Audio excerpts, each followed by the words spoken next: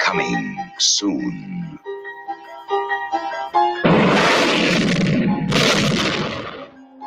Jolting tales of horror. Creepshow.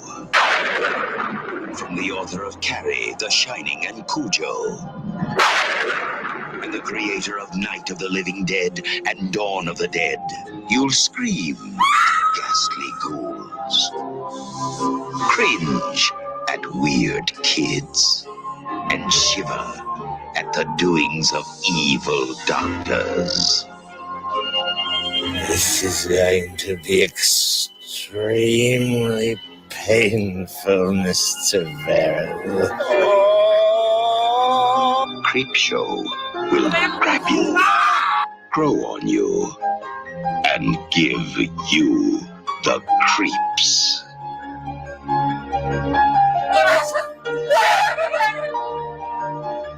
No, this is going to be an entirely new experience. Creepshow, the most fun you'll ever have being scared.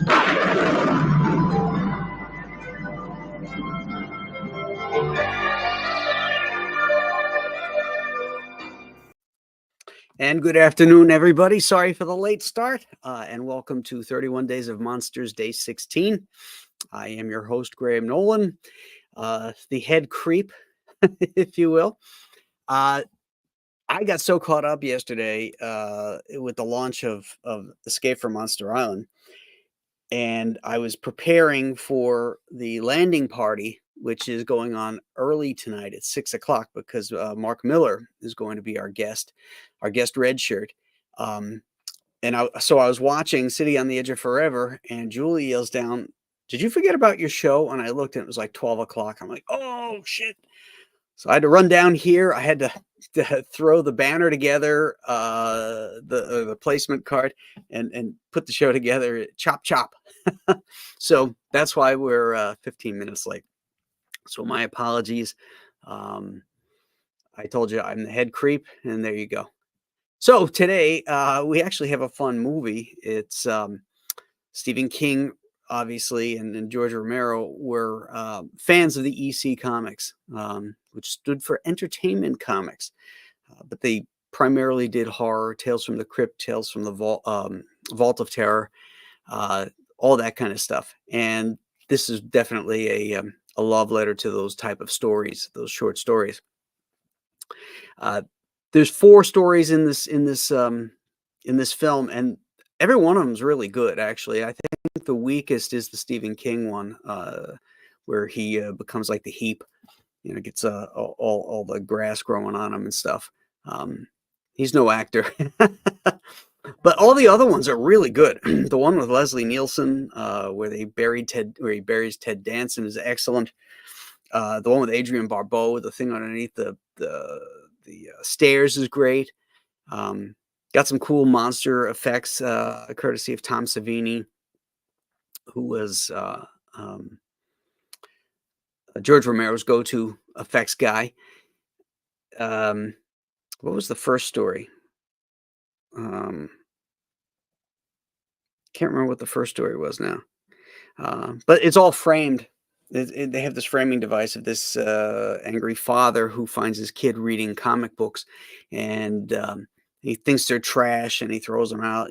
Throws the comic book out, and then you see the crypt keeper at the window, and then the stories evolve from there. I think the grossest one. Oh, I know. The first one was My Cake, Have My Cake, where the guy comes back from the dead, very much like Peter Cushing in Tales from the Crypt. Definitely, and that was based on a story that appeared in EC Comics, so it's clear that Stephen King sort of ripped that one off here. But I think the creepiest one is got to be the one with E.G. Marshall, the last one with all the roaches. That's disgusting when you think, oh God, that is really gross. And that one could be of all of them, that one could be real. But that was really nasty. I also like how they kind of give it a comic book feel, like when something dramatic is going to happen, they change the lighting. There's a reaction shot there when Adrienne Barbeau is about to get, attacked by the under the stair monster. All of a sudden, the lighting goes all red, and there's like these shapes, these colored shapes behind her, like it's from a panel in a comic book. I thought that was a nice touch as well. As an anthology series movie, because all the stories are really pretty good, I'm gonna have to give this one an 8. So let's see what you guys thought. Rob Fellows is here. Charlie Stevenson says, no problem, Graham. Hey, everybody. Bloody Drake is here. Rob Fellows says, that's a fine looking figure on the Escape from Monster Island page. Oh, thank you. Marcus Kellegrew is here. Dr. Mask's Retro Elixir. And he generously posts the link to Escape from Monster Island. Marcus Kellegrew does the same. He's driving to Raleigh, North Carolina. Rob's got a double quote here today. Don't hold your breath there, Harry. And also, where's my cake? Little Star Trek connection in this one, because the crazy old man in Where's My Cake is John Lorimer, who appeared in 3 different Star Trek episodes. He was in the original pilot, The Cage. He was one of the imaginary scientists that was on the planet when Captain Pike goes down. He was one of the body of Landru in I'm drawing a blank now on the name of that episode. But he was also the sort of prophet in For the World is Hollow, and I Have Touched the Sky, who tries to warn the landing party about the fact that they're in this hollow asteroid. So he was in three episodes. Return of the Archons, that's the one I was trying to think of. The other one that John Lorimer was in. That was his first season episode outside the pilot. But been in a million things. Just a character actor that had been in all over the place. You recognize his face, but most people don't know his name. Hyper Kaiju is here, who calls me Chief Creep. Let's see. Dennis Shoemate is here. He says this film is a guilty pleasure. JP Roca asks what's good. This is good. Hyper Kaiju says comics are supposed to be entertaining and not preachy. Who knew? Exactly. Dr. Mass says meteor shit. Yeah, that sequence reminded me of The Blob, where the meteor comes down. The old man sees the meteor, and then it cracks open, and there's he grabs a stick and he sticks it in there, and then it oozes on it, and then it climbs up the pole and goes up his arm, and then he gets infected or eventually eaten by the blob. That's a creepy movie. That one scared me when I was a kid, especially that scene with the old man and then the doctor's office when the blob eats everybody. Citizen Ronan is here. Doc Brewski, he says Tom Savini's school/museum is awesome. Well, I've never heard of that. Is that like in Pittsburgh? Because I know that's where he was from, I think, as well as Romero. That's where they shot Night of the Living Dead, was outside of Pittsburgh there. Marcus Kelgrew says Adrienne Barbeau was always good. She was really good in this. I really liked her in this. She played this really bitchy wife, but she did it really well. Citizen Ronan says palmetto bugs. Well, a palmetto bug is a roach, but it's a specific roach. It's the Florida woodland roach.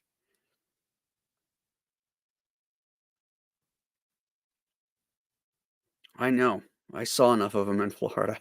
In fact, my brother one time was brushing his teeth, and he stuck his head out the door to answer a question, and he goes back to put the toothbrush in his mouth, and a palmetto bug had landed on it. He was just about to stick it in his mouth.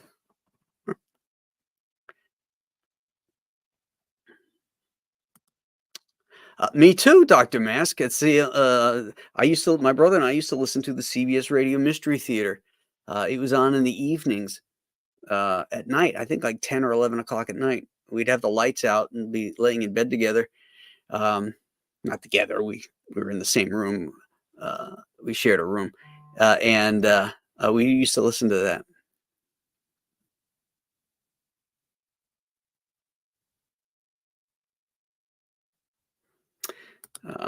Malbrained says that it's one of Barbeau's greatest performances. She just nails it. A complete nightmare wife. I loved her in The Fog, too, as Stevie. She had that sexy radio voice. Hello, everybody. Hello, Bodega Bay. This is Stevie. Leg Kick 1, Stealth 5, says Hale. Venom Bite says hello. People saying hi to each other.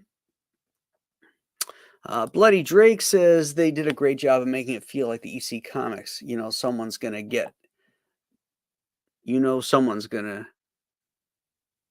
get theirs every time. Got it. Yep. Stippling Vaughn did not do his homework. You didn't watch this ahead of time?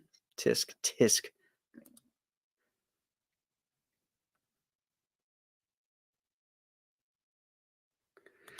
Rob Fellows thought the pacing was slow in this, could cut 20 to 30 minutes from it. I thought the only one that was really slow was the cake one. It's like, oh, somebody goes missing, go find him. Somebody else goes missing, go find him. They could have cut to the chase a little quicker in that one. I agree. Doc Brewski says, yeah, Pittsburgh. Okay, cool. Zaid Comics is here. Hi, Phil.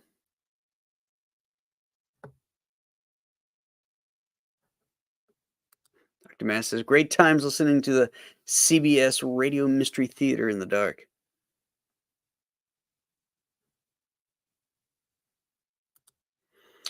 Did you hear Don Perlin passed away? Yeah, I think that was a few weeks ago, actually. He was a good guy. My first Werewolf by Night was drawn by him. Number 18. Spaceman says, "Hail Graham, congrats on the launch. Great shows yesterday." Thank you so much. It was because it launched during 31 Days of Monsters, I had to set. Usually I launch around 12. Um, this seems like a nice window to get things launched, but this time I launched at 2 o'clock. So it was a long day. I went till like 4:30, 5 o'clock. I think 5 o'clock actually on the initial launch, and then it was my turn to host the Bros, and we're gonna use the Bros now to when one of the Bros has a launch, we'll use that platform because we're all committed to that day anyway. So it's not like launching on a Friday and we've streamed a whole bunch of times and we're tired and it's hard to make it. So we're going to use the Bros to do that. So I'm sure Art will be launching his book at the end of the month on a Tuesday as well. But it did very well. I think we're let me see where we're at.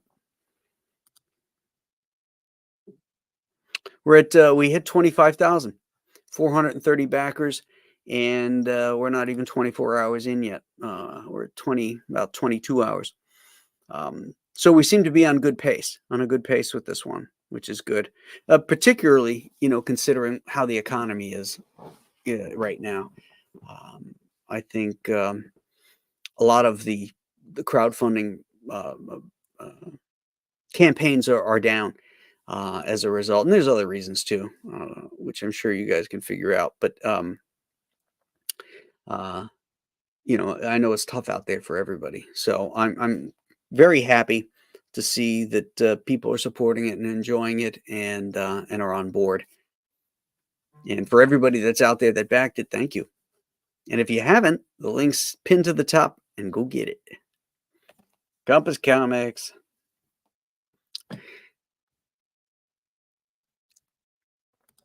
And we're also live is Joe Frankenstein 3, written by me and Chuck Dixon, illustrated by Anthony Gonzalez Clark, and it is killer. It's really, excuse me a sec.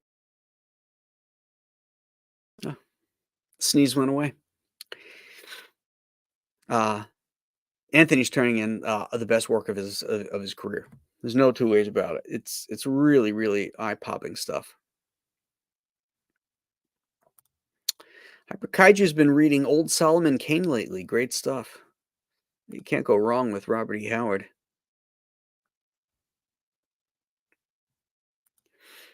Bloody Drake says Shudder has a Creepshow series, 4 seasons. It's the same format. Each episode is 2 short stories, usually horror comedy, but better than I thought it would be. Season 4 has some really funny episodes. Oh, cool.